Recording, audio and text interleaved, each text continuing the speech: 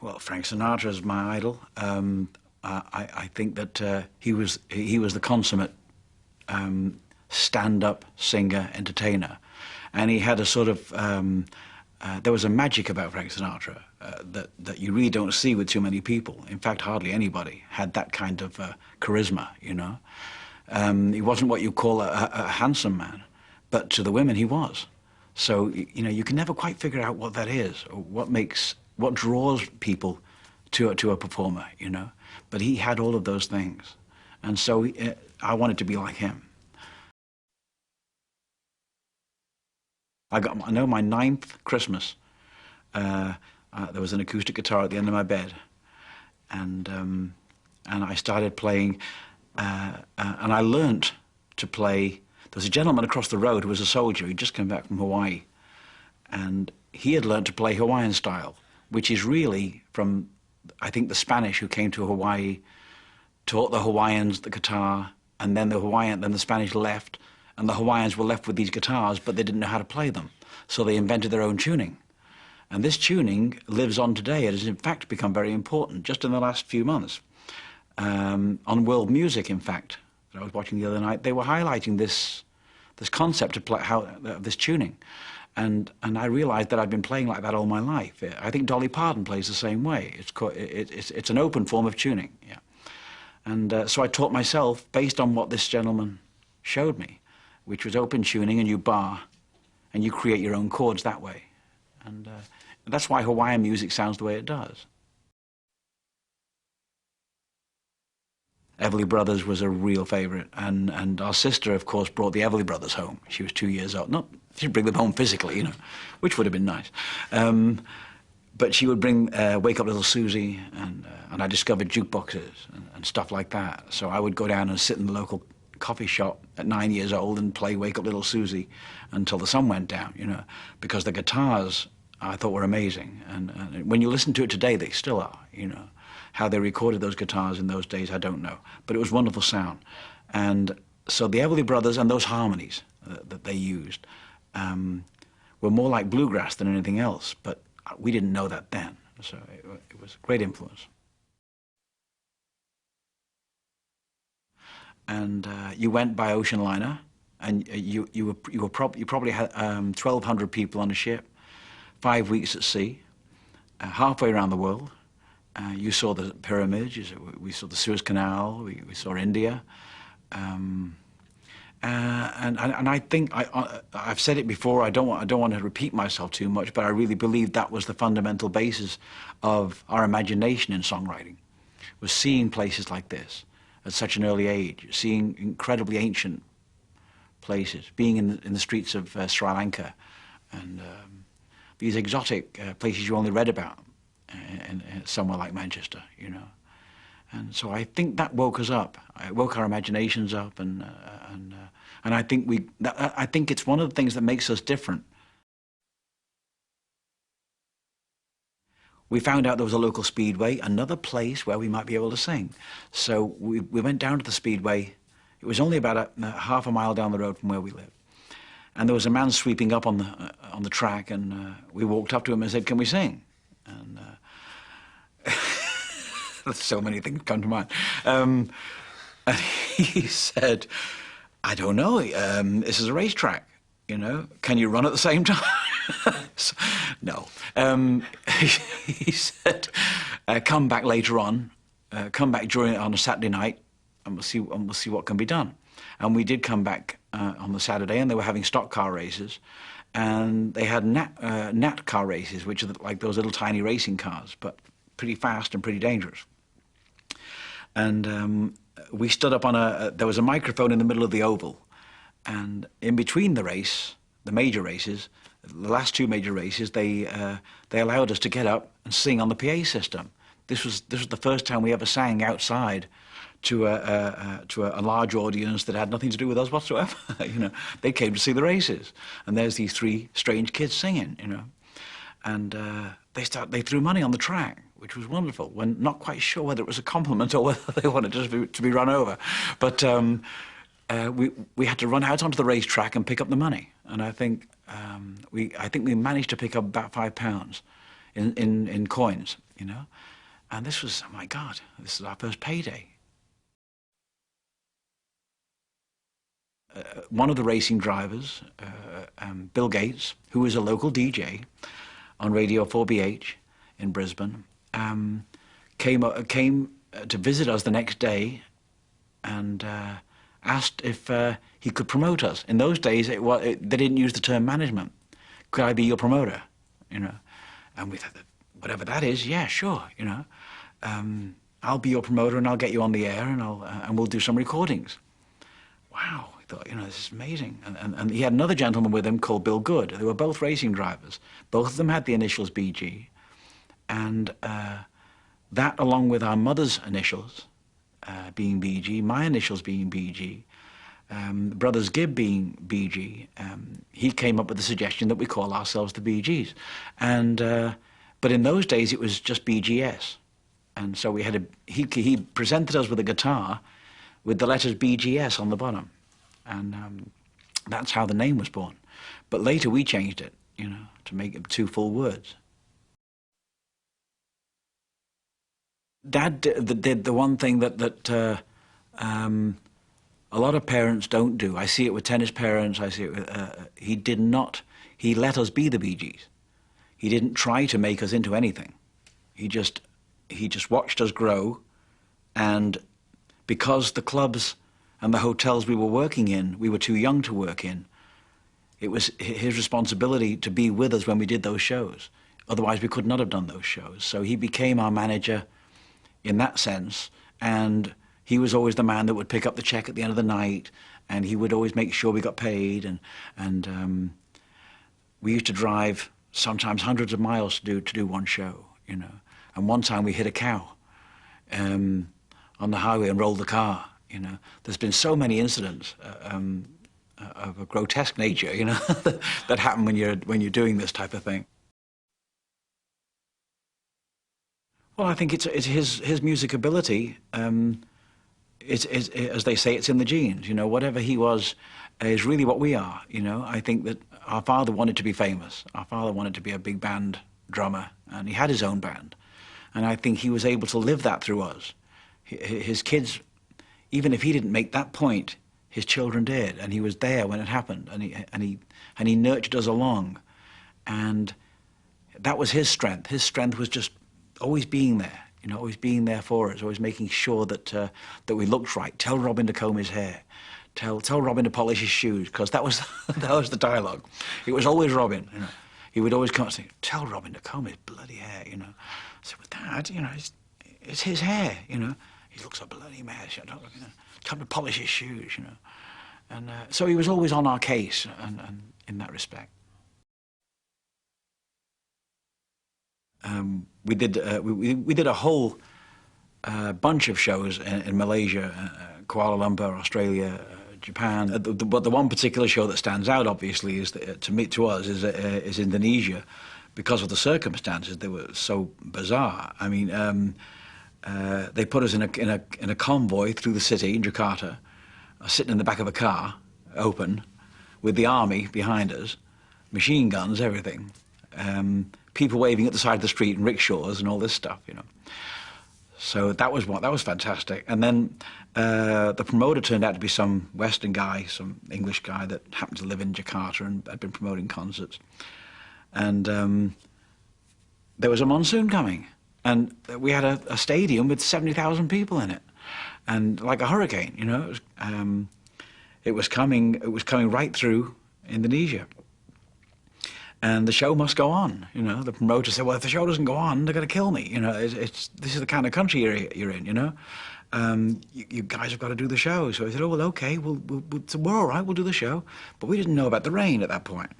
And we got to the gig. There's 70,000 people, 60 to 70,000 people, and anti-aircraft guns right round the stadium, you know. We thought, what are they for, you know? And we never really found out, but we just realized that it was a dictatorship, and Sukarno was still in power, and his family was at the show. So we're backstage, and suddenly the monsoon hits, and must have been 70, 80 mile an hour winds, and lashing rain, and within 5 minutes, the stage was in at least an inch of water. And we said, we can't go on. This is crazy. There's how many thousand volts of electricity on that stage? And we had a 30-piece orchestra. It doesn't look possible at all, you know. The promoter comes up to us and says, listen, this is the deal. If the group, if your support group goes on and they come off alive, will you go on? So, that's fair enough. You can't say fairer than that. It was an offer we couldn't refuse. We said, look, if you're willing to jeopardize someone's life, you know, I said, look, we don't think it's a good idea. And we could hear machine guns clicking all over the place. So, you know, they said, look, you can't not go on. You have to go on. So we ended up going on, terrified, walking through the water on the stage, 30-piece orchestra at the beginning of the show, 2 violinists at the end of the show. They just sort of evaporated throughout the show. It was fantastic. There was Bill Shepherd conducting, and at the end of the show, he's conducting 2 people. You know? And what we did was, in order to stay safe, is that we didn't go any closer to the microphones than that, because once you get that close, you're in real danger. And we were standing in water, so the whole show was terror-filled. You know, we didn't even know what we were singing. We just, let's get this over with, you know. But that was the story, unforgettable. I mean, every group, I think, should endure something like that, because that's where the resilience comes in. That's where you learn. My first memories of being alive, my conscious memory that I have a picture of is Spring Valley in the Isle of Man, where I think it's because, I remember it because I was bitten or stung by a bee. And I remember the road, and I think you remember things because something traumatic happens to you. I think that's why you have memories that go far back. It's because something really traumatic happened at the time. And of course, being stung by a bee when you're very, I think I was about 1 or 2, but the reason it stands out is because I was stung. And it comes to me, I can see the whole road very clearly. But after that, it goes black again, you know. So I don't remember anything then until last year. Everything in between is a blur. We used to like to pretend fighting in public and make everybody think there was a real fight. Of course, Barry being a lot bigger, wasn't that much difference in age, it's just that he was a lot taller. And the sight of him sort of punching the hell out of a little kid was kind of grotesque to onlookers. And we were filming this, you know. It was very difficult surviving in Australia in those days because most people on the immigration plan going to Australia didn't really have a job to go to, and usually they just encourage people with skills to go. Well, of course, if you didn't have particular skill when you arrived there with a big family, it could be very difficult. So you tried to do a job. My dad became a bush photographer.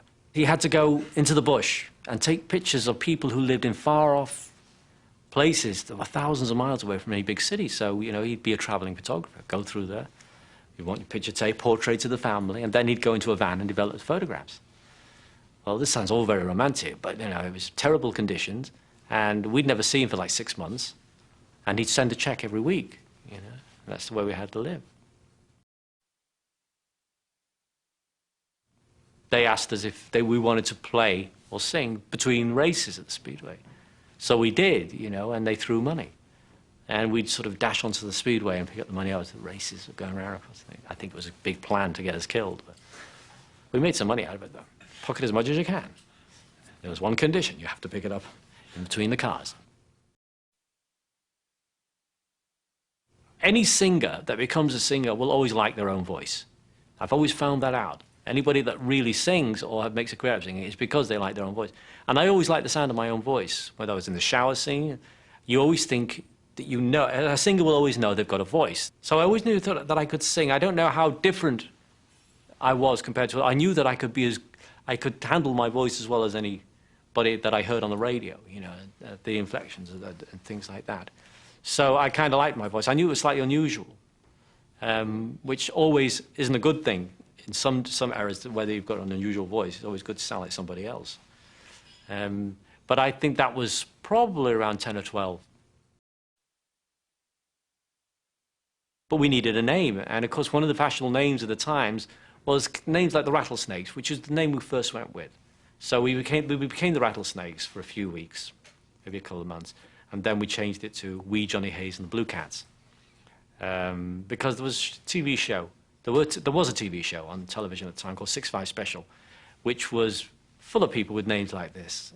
And we thought, well, you know, in those days, you've got to be like everyone else. So we called ourselves We, Johnny Hayes and the Blue Cats. And I don't know what it was after that, but the Bee Gees didn't come into existence until we got to Australia with the meeting of Bill Gates and Bill Good, who actually came up with the name Bee Gees for us, which was a play on his initials, Barry's, brothers Gibb, Bill Good, and it's been that ever since. Started off as B-G'-S and then B-E-E-G-S when we started making records. When we first heard the Beatles, the first record I heard about the Beatles, first heard of theirs was She Loves You. And I loved it because it was so, this was a group, and they were singing three-part harmony. And they were singing it three-part harmony like we did. And to us, it was kind of exciting because they were a group, they were having success in the world, and I hadn't heard anything. I mean, guys like that just weren't having success together, 3 or 4 guys. And it was kind of a role model for us. But what was more important, and I think as they went on, was their development in writing, the way they developed their writing skills. And to me, I mean, I was never so impressed as I was, even at that very young age, because we were much younger than the Beatles. Even then, I think I was 12 when the Beatles, when She Loves You was out. And 13 was in 1963. I was a very, you know, these were guys in their 20s. But all the same, a group, and they were, to me, I'd never heard anything like it. It was just, and they were our sole inspiration after that, because as they were for a lot of artists, a lot of groups. Not just because of the sound they had, but because they were always developing, being innovative. Right up to songs like Strawberry Fields and Eleanor Rigby and things. Every time they brought out a record, it was kind of like, you know, from left field. And they turned music into an art form, pop music into an art form, I should say. In terms of writing, and I think a lot of songwriters will say this, that they hear songs in their minds all the time, but you can actually, it's like, say, once you get on a roll when you're writing, it's like taking dictation, it's just coming. And this is not unusual. A lot of songwriters get these kind of things, like channeling. But you have to get to that point. You can't just, you know, you're starting and then you open it up. But what was the original about writing? That I started a joke. For instance, the melody came on a Viscount plane over Essen, Germany, where you hear the tone in the engine was actually playing the melody. The tone inside the engine itself, the droning of the engine, you could hear the melody inside the droning. And that's how it was written. The Green Train crash was a very traumatic part of my life. I was with my first wife, Molly, in the first class compartment. We were coming back from Hastings, which is where her mother and father lived. It was about 8:30 at night. It was in November the 5th. It was pouring with rain, and we were just coming into London. We were going about 90 miles an hour through the suburbs, and we derailed by an embankment, and the train just completely. I mean, I was sitting in the first class compartment, and a whole railway line went straight past. I mean, it went right through, and because there were just 2 of us in the compartment, and we ended up upside down, hearing people screaming, and I got out of the window and walked along the side, and there was sort of bodies everywhere, and it was thought there was about 80 people killed in it. And I just remember standing on the side of the train and seeing blue lights, because we were on a bridge, you could see blue lights over everywhere from Lewisham. And it was a hair-raising experience, and going to the hospital afterwards like a battle zone. Well, they say that with twins there's a lot of ESP involved. I think with me and Maurice there has been ESP, but no more than perhaps has been with the 3 of us, because we've been together so closely growing up, And I think we have something different than a brother relationship. It goes beyond being brothers. We've actually been musical colleagues since childhood, you know. A lot of brothers, you know, people say to us, are you close? Have you been close instead of together because you're brothers? But when you look at it, most brothers and most families, they don't stay together. So in fact, it's the music and what we do that's kept us together.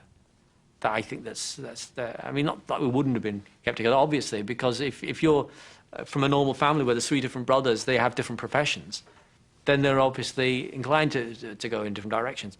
But we've worked closely together in the same profession, doing the same thing that the 3 of us have an interest in since childhood.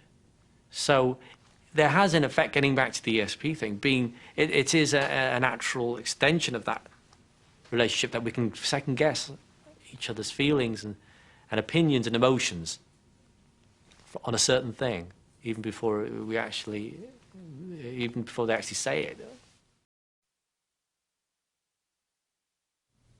Oh yeah, that was great. That was in Kilburn, I think it was Sydney. I'm not sure now. But the house underneath had, because most of the houses were on stills, you know, because the air used to go underneath. There's no air conditioning in those days, so the air would go underneath and warm and cool the house down, you know.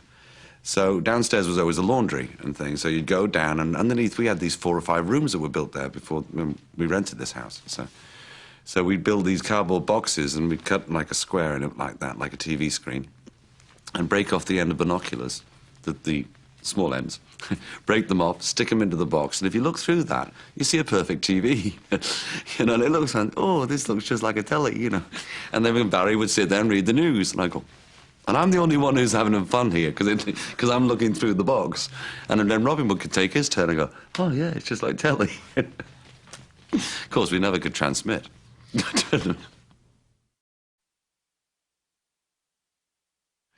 Well, what happened is we always looked for some really cool name. And I remember the first, because Skiffle was the big music that was in at the time in England. And there's a man called Lonnie Donegan and Johnny Duncan, I should say, who had these hits of sort of skiffle, like washboard, you know, banjo guitars and very exciting music. And it was sort of blues but country at the same time. And it was great stuff. And that was the big music of the time. So Rattlesnakes was very skiffle. And I played the tea chess, which is this chess with the aluminum corners, and you'd have the broom handle and the piece of rope, and I was playing bass. So that's how we used to stand on the street corner in Chorlton Comhardy playing. I used to have the tea chess thing, and I'd be playing the bass. And that was a very skiffle thing, to play sort of instruments that you made from home stuff, you know. So that was very popular. So Rattlesnakes was a very cool word. And then we heard of a guy called Wee Willie Harris, who was... This man was big red hair stuck out, and he wore this Tarzan-type leopard skin thing, no trousers, just, you know, short, and played the piano like Little Richard, but was as white as anything, but very white, actually, and very freckly. So he was a big pop star. He had this big hit, and we sort of thought, well, Wee Johnny Hayes and the Blue Cats sounds really cool, because we asked Mum to get us 3 pairs of blue jeans. And they weren't like Levi's, like jeans that they had. They were very badly, cheaply made, bright blue trousers. So we thought they were jeans, and the 3 of us had them on, and we were, right, it's Wee Johnny Hayes and the Blue Cats. And we thought, well, who's Wee Johnny Hayes? And we don't know. Nobody was really Wee Johnny Hayes, but we just thought it was such a cool name. So we had that for a while. Then with the Bill Good, Bill Gates connection, after Bill had done his thing on the radio, they came back to the house, and we were sitting and just talking around, thinking about a name. And of course, there was Brothers Gibb. And there was, of course, Bill Gates had noticed there was Bill Good, Barry, Barbara, my mum, Brothers Gibb, their initials. He said, there's so many BGs in the room. He said, why don't you just be called the Bee Gees, which was B.G''S then. So we thought, oh, okay. So, which really, as he said, stood for Brothers Gibb. But there's so many BG initials in the room, you know, that's what you're going to be called. In fact, when we got to England, if the first record didn't go, we were going to change the name, because we'd been the Bee Gees for like 11 years. You know, so we thought maybe if we change our name, it'll be hipper in England, you know. So Spicks and Specks was released, and it did really well. The New York Mining Disaster was a deciding record. If that didn't make it, we were going to change our name. And we had names like Rupert's World, the Monmouths, I think was another one. God, they were so funny. Of all the names that we could be, but New York Mining Disaster, strange enough, was a hit. So it was a minor hit, but it got us established in England, and we thought it was too late then. So, because my father loved them desperately. I mean, he was madly in love with the Mills Brothers. In fact, I think he thought we were three little white Mills Brothers, because he really, some of the songs we used to do in our stage act were Mills Brothers songs, because we had to work to adults. So we sang songs like Bye Bye Blackbird and Alexander's Ragtime Band and Dinah and Up the Lazy River. I mean, things that the Mills Brothers had done that we would do. We would just impersonate their harmonies and just sing them in the clubs. And they taught us light and shade in vocals. You know, the softness and when you can be louder and when you can be softer and more emotional. You know, so my father always had these records playing around the house. And big bands, you know, Glenn Miller, stuff like that. You know, which was all good stuff, but to me, it's not my taste in music, but, you know, you can't but admire the talent of these people. I mean, wonderful stuff. The best one for me was doing the Savile Theatre, when a year before we supported Fats Domino, Jerry and the Pacemakers, and I think it was the Flower Pot Men or something like that, or Grapefruit. There was another group. And they went on, and we were one of those first groups that went on. Well, the audience that went to see Fats Domino don't want to see you guys. Now, Jerry and the Pacemakers, Jerry's been around. Jerry's a Liverpool, and he knew how to talk to the audience, so he got them. Whereas we were totally in knee-deep here. We didn't know what to do. Robin got pelted with an egg, this, that, and the other, and all this stuff happened because they were like rockers for Fats Domino. So the nicest moment for me was doing our show a year from that day in the same theatre, and it was our show. And Paul McCartney and Brian and Lulu again and a few other people, my mum and everybody were in the box watching the show. And I went for dinner with Paul and Jane Asher after the show into this club, and that was my night. I was like in heaven. It's way out in Herraville, but it's an old chateau. Now, chateau sounds absolutely gorgeous, doesn't it? Beautiful building, big type steeples, great grounds and gardens and ponds and fountains. No, it's nothing like that. It was a half-built castle type place with these turrets that were falling apart, no central heating, nothing. And it was a dump. The studio was cool. It had a ghost in it, everything. So we go there to make our new album. That's the reason. Once again, this is all for tax reasons that were going on in those days. And we went to France, and this is the studio we picked to go. So we recorded, we'd already had sort of Staying Alive in mind. We already had that song sort of going because we played it in Bermuda to Robert. And he said you should change it to Saturday night. We said no. And so we finished that in Herraville. We got the idea to put that down, and also How Deep Is Your Love. The first one we actually did, I think, was If I Can't Have You, I think. And we wrote it on the stairs inside the, once again, Echo. It was great, this pool room they had. But it was on a high turret type of spiral staircase. Three of us sat in that staircase and wrote If I Can't Have You, for ABBA, actually, with in mind. Because we thought, God, with their harmonies, what would they do? And so that's how If I Can't Have You was born. Barry's a very compassionate person. He's a very loving person, very protective. And that shows in his writing as well, his compassion and his... Sometimes he can be a little extrovert, but more than anything, he totally believes in what he's doing. Totally believes in the song, totally believes in the show, totally believes in whatever he does. If he can't do it right, he doesn't want to do it. We're all mad perfectionists. Robin is quietly... he's a genius. I mean, Robin is incredible. They don't make people like Robin anymore. Robin, once again, is not a person who would say, oh, I love my brothers, or I'm group hug, you know, none of that stuff. He's saying, oh, that's it, isn't it? He just thinks everything's as it is, you know, and he takes everything as he sees it. But he's not stupid either. He's very much into the business. He knows, I mean, he can talk to you about any record that went to #1 in 1969 in August. What was the flip side? Who produced it? What number did it go to, or when did it enter at? He could tell you all this stuff about music that you wouldn't believe. He's one great big book of knowledge. He loves to read, and ask him about anything, and he'll tell you the answer. He'll tell you who Churchill's secretary was during World War II and what affair she had with another guy. I mean, he'll tell you what toilet paper the boy used. I mean, everything. Amazing source of knowledge. There was terrific times when we did Saturday Night Fever. We were on the Intercontinental Hotel in Paris, and all four of us didn't like heights. And yet we got out on the ledge of this hotel, and we started walking around the hotel. And we looked in the window there, and there was a couple actually making love. And this lady looked over the shoulder of her husband, and she suddenly saw the three Bee Gees walking past her room, 500 feet in the air. And we all walked back again, which is quite a drop down there, you know, I'm going to say 500 feet. And she just saw, you know, the kind of look of amazement. He must have thought that he was taking this young lady to paradise, and her face was going like that. She saw Barry, Robin and Morris go that way and that way. And on the next day, they're in the aeroplane, and they had to be there. And Barry said, "Oh, hello, darling, nice to see you with your clothes on. How are you, you know?"